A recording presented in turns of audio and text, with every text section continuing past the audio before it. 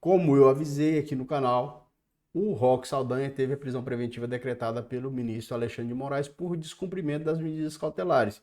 O Roque Saldanha teve um vídeo que viralizou muito em todas as redes sociais, onde ele fez várias ofensas contra o ministro do Supremo Tribunal Federal, mas o que com certeza ensejou a sua prisão não foi as ofensas que foram irrogadas, mas a questão do descumprimento da medida cautelar. E aqui eu vou abordar com você, vou mostrar para você como você consulta a existência de um mandado de prisão contra uma pessoa. Só que o que eu quero trazer para você aqui não é uma discussão se o que o Roque Saldanha cometeu é muito grave a ponto de ensejar a prisão, mas na verdade são questões formais. Então eu não trago a minha opinião, eu trago aquilo que está na legislação. Então eu vou te mostrar a legislação e vou te mostrar, inclusive, para a gente acessar aqui o mandado de prisão que foi expedido contra o Roque Saldanha, e aí você vai ver, né, do que se trata. Se trata de um descumprimento de medidas cautelares ou da gravidade das condutas dele. Na verdade, a gente vai ver junto, porque eu ainda não vi. Mas o que ele fez? Tem esse vídeo dele, que viralizou e saiu em vários canais, em que Roque Saldanha realmente se revolta totalmente, rompe a tornozeleira eletrônica, ataca o ministro, e nós temos ali um campo que seria uma agressão verbal, então ofensa, algo que o Código Penal trata de uma maneira menos grave. O Código Penal atribui penas pequenas para calúnia, para difamação, para injúria. As penas são pequenas. Você pode ter um pouquinho, uma peninha maior ali, se tratando de um desacato, que chega a 2 anos, mas ainda assim são penas pequenas, que no Brasil, por si só, não ensejam a prisão de nenhuma pessoa. Se tiver a pessoa é condenada a 2 anos de prisão, ela não vai ficar presa, né? Ela tem a prisão substituída por uma medida diversa, uma pena restritiva de direitos e várias outras questões que visam evitar a prisão, né? Então a prisão acaba sendo, no nosso sistema, algo a ser evitado pelo Código Penal, beleza? Então o que eu quero trazer para você aqui? Para a gente abordar o mandado de prisão. Como é que a gente chega no mandado de prisão? Acompanha comigo. Você escreve aí BNMP, Banco Nacional do Mandado de Prisão. É um banco público. Então, você pode escrever o nome de qualquer pessoa aqui nesse site e você vai ver se essa pessoa tem algum mandado de prisão. Mas eu tenho uma raiva desse negócio aqui. Pelo amor de Deus. Vamos lá, vamos ver se dá certo. Aqui a gente tem acesso a todas as decisões emanadas do Poder Judiciário que são públicas e determinam a prisão de qualquer pessoa.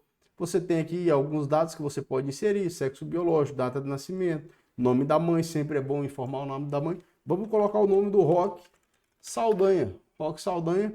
E aí você tecla, poxa, que isso? É errado isso aqui. Data de nascimento. Vamos lá, Roque Saldanha. Formato inválido. O que é isso, meu Deus? Vamos lá. Roque Saldanha. Pronto. Roque Saldanha nós conseguimos abrir e aqui nós temos um mandado de prisão expedido aqui, ó, o gabinete do ministro Alexandre de Moraes. Você consegue ver aí comigo? Gabinete do ministro Alexandre de Moraes e a prisão que foi decretada em face do Roque Saldanha. Vamos abrir aqui para a gente ver qual o conteúdo da decisão. Então aqui você tem o mandado de prisão pendente de cumprimento, certamente ele ainda não foi preso. Roque Saldanha, aqui alguns dados dele. Vamos lá para o mandado. A gente emite o documento e aí a gente consegue abrir aqui um documento em PDF que é gerado pelo sistema do Banco Nacional dos Mandados de Prisão. Então aqui é banco público, qualquer pessoa pode ter acesso, é público, e se é público justamente é porque se busca o cumprimento. Aqui a gente tem parte da decisão, pelo menos o dispositivo da decisão. Vamos ver aí o que foi escrito pelo ministro do Supremo Tribunal Federal em relação a esse caso. E meus caros, eu vi muitos comentários aqui no canal, gente defendendo a liberdade de expressão, gente criticando, gente falando isso, falando aqui. A ideia aqui não é defender nem o Roque Saldanha e nem defender as decisões que são tomadas perante o Supremo. É só apresentar para você os fatos e a legislação. Então, os fatos sob a perspectiva da legislação. A conclusão você que toma, beleza? A gente tem liberdade para tomar nossas conclusões e adotar nossas opiniões. Fique tranquilo quanto a isso. Aí diz, olha, o magistrado, subscritor do presente mandado de prisão, determina ao oficial de justiça da sua jurisdição ou qualquer autoridade policial competente de seus agentes, a quem este for apresentado ou dele tomar conhecimento, que prenda e recolha em alguma unidade prisional a ordem e a disposição do juiz expedidor a pessoa acima indicada. A pessoa está aqui. Quais são as infrações penais, né? Essas infrações penais aqui, o 288A, o 288, 288 é a associação criminosa. O 288A, eu acho que é incitação a conflito entre as Forças Armadas. Vamos ver aqui. Eu sei que o 286 é incitação ao crime. 288, associação criminosa. Olha aqui, constituição de milícia privada. Caramba, nem sabia disso. Aqui tem pena aqui, hein? Então, constituição de milícia, associação criminosa, incitação ao crime, ameaça e ameaça, né? Ameaça do 147A, que é a perseguição. Veja só. Do 147A, que é a perseguição, e a ameaça convencional aqui do 147. Pois bem, são essas infrações penais que constam aqui no mandato. E aí, qual que é a síntese da decisão? Olha, o delegado de Polícia Federal, André Augusto Paz Rodrigues, encaminhou o ofício por meio do qual noticia, em atenção à atribuição da Polícia Federal, a prática das condutas ilícitas de Roque Saldanha, que podem caracterizar em tese os crimes de ameaça, perseguição, incitação ao crime, associação criminosa, constituição de milícia privada, a abolição violenta do Estado Democrático de Direito, todos do Código Penal. Segundo constam dos autos, o investigado realizaria um grande número de postagens em redes sociais convocando e incentivando cidadãos à prática de atos violentos e atentatórios ao Estado Democrático de Direito e à integridade física do senhor presidente eleito e contra os ministros do Supremo Tribunal Federal, inclusive aduzindo que iria para Brasília armado. O Núcleo Geral de Monitoramento do Estado de Minas Gerais informou, olha aqui que está a questão, o descumprimento das medidas cautelares impostas ao investigado, consistente em fim de bateria tornozeleira eletrônica nas datas de aí as várias vezes em que houve o descumprimento das medidas cautelares. Olha só, as várias vezes que descumpriu a medida cautelar.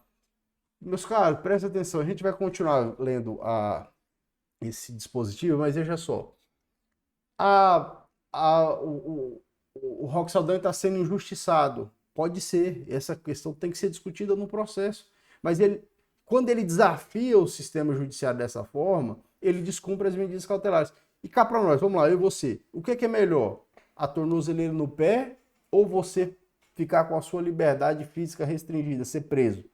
A medida cautelar, essa que tem natureza pessoal, mas não coloca a pessoa na prisão, então é uma medida cautelar diversa da prisão, ela é muito melhor para o indivíduo. Claro, se fosse ser submetido a uma medida cautelar, prefiro a tornozeleira eletrônica do que ir para a prisão.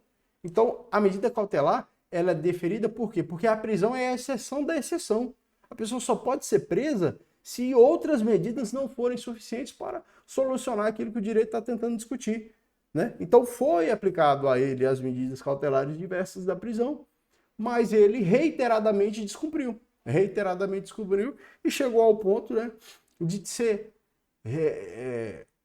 revogada a cautelar diversa da prisão e aplicada a medida de prisão. Isso está aqui no Código de Processo Penal. Nós temos aqui o artigo 312, que estipula as hipóteses em que pode ser admitido a prisão preventiva, 312 com 313, e aí lá no 319 nós temos a previsão das medidas cautelares diversas da prisão.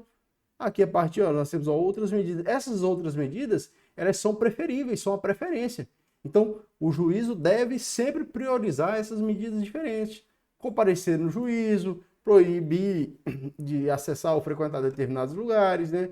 Proibir de ausentar-se da comarca, tá aí. Então são medidas menos gravosas para a pessoa que está sendo submetida à medida. Não, veja só, não estou falando se é certo ou errado o cara está respondendo esse processo. Não estou discutindo o mérito lá do 8 de janeiro, não. Estou tratando de uma situação que é o descumprimento de medidas cautelares. Como é que foi o vídeo do Roque Saldanha? Algumas pessoas até falaram, não é esse aqui não. Esse aqui. Algumas pessoas até disseram que ele é capaz que tem esquizofrenia, não é uma pessoa que está em plena razão cognitiva, não está plenamente capaz dos seus atos. Isso foi o que algumas pessoas disseram aqui no campo dos comentários. Mas o que eu quero dizer para você é o seguinte, o que eu estou discutindo aqui é uma questão formal. Claro, se o juiz, pense no caso de uma Maria da Penha, que o juiz decreta uma medida de afastamento do homem do lar. Se o cara se aproximar, ele está descumprindo a medida. Se ele descumprir a medida, só resta ao juízo decretar a medida de prisão, ou seja, aumentar o caldo, aumentar o grosso, né? Aumentar ali o nível de gravidade em cima da conduta do indivíduo. Aí a gente vai continuar aqui no mandado, e aqui no final nós vemos, ó, o acusado deliberadamente está desrespeitando, você consegue ler comigo? Consegue, né? o acusado deliberadamente está desrespeitando as medidas cautelares impostas nesses autos e referendadas pelo plenário do Supremo Tribunal Federal, revelando seu completo desprezo por essa Suprema Corte e pelo Poder Judiciário. Importante destacar que a possibilidade de restabelecimento da ordem de prisão foi expressamente consignada na decisão que substituiu a custódia por medidas cautelares diversas da prisão, nos termos seguintes. Veja só, esse aqui normalmente está em todas as decisões judiciais que deferem medidas cautelares diversas da prisão. E eu digo assim, nas mais variadas coisas. Ameaça, principalmente no âmbito da unidade doméstica familiar, o homem contra a mulher, o rapaz recebe uma medida de afastamento do lar e uma tornozeleira, uma proibição de se aproximar, a proibição de ir no trabalho da mulher. Se o cara descumprir, tá lá na decisão. Se descumprir, vai para a prisão. Isso aconteceu com a Deolane Bezerra, né? Nós falamos aqui outro dia que a Deolane Bezerra foi regredida, não regredida, mas ela tinha recebido a medida cautelar de prisão, foi revogada a prisão, ela foi colocada em liberdade, e aí ela deu uma entrevista, ela até fez essa postagem aqui, ó, e eu comentei com vocês, falando que estava sendo calada, porque ela deu uma entrevista e o juiz já tinha advertido, né? A vara lá já tinha advertido. Não é para dar entrevista, não é para falar do processo, não é para tumultuar o processo. Pois é, a primeira coisa que ela fez foi sair e dar uma entrevista. Aí o juiz revogou a medida cautelar mais benéfica e aí ela teve que retornar para a prisão. É simplesmente isso, eu não estou falando se o cara é certo, está errado.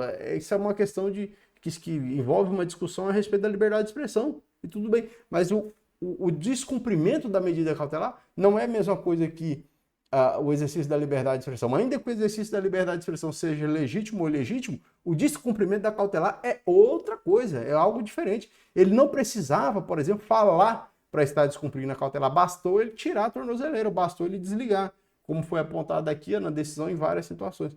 Por isso acaba sendo recolhido ao cárcere. Mas é claro, é possível que consiga convencer o juízo da necessidade de retornar à medida cautelar mais benéfica, mais benigna, e conseguir então novamente o uso da tornozeleira eletrônica, ou além disso até apresentar perante o juízo, através do incidente de insanidade, que ele realmente não tem capacidade cognitiva, não é responsável por seus atos, e aí sair do cárcere. Isso é possível. Mas é uma discussão que tem mais a ver com formas do processo de obediência. Flaviano, você está passando pano pro STF? Não estou passando pano para o STF. Inclusive, já falei várias coisas aqui. E, inclusive, apresento para vocês frequentemente a Constituição, em que a solução para esses problemas que estão postos no Brasil estão lá na Constituição. Basta o Senado tomar as providências que cabem aos senadores. Então, existe na nossa legislação, e principalmente na nossa Constituição, os mecanismos para solucionar todos esses conflitos que estão postos aí. Basta o Senado Federal adotar as providências que incumbem ao Senado, beleza? Eu acho que essa dica foi importante. Se você quiser estar acessando aí o Banco Nacional dos Mandados de Prisão, às vezes verificando se seu vizinho não tem um mandado de prisão aberto contra ele, tá certo? Deixa o seu like, se inscreva no canal e a gente se vê em outro vídeo. Valeu!